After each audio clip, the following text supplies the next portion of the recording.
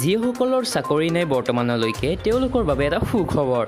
চৰকাৰে এখন নতুন আঁচনি আনিছে যাৰ জৰিয়তে ৩০০০ টকা পোৱাৰ সুবিধা লাভ কৰিব কোনে কোনে পাব কেনেকৈ পাব আৰু কি কৰিব লাগিব গোটেইখিনি এই ভিডিঅ'টোৰ জৰিয়তে পাব গতিকে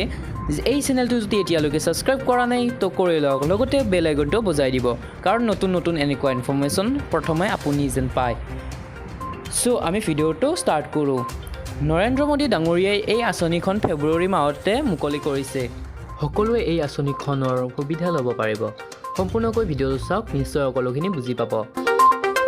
ভিডিঅ'টো চোৱাৰ আগতে এটা লাইক কৰি দিয়ক আৰু বিশেষকৈ শ্বেয়াৰ কৰি দিব এই আঁচনিখনৰ নাম হ'ল প্ৰধানমন্ত্ৰী শ্ৰম যোগী মান ধন যোজনা চাকৰিয়ালসকলৰ বাবে সকলোৱে জানে যে চাকৰিয়ালসকলৰ বাবে NPS নাইবা GPS তেওঁলোকৰ বাবে বহুত এনেকুৱা সুবিধা থাকে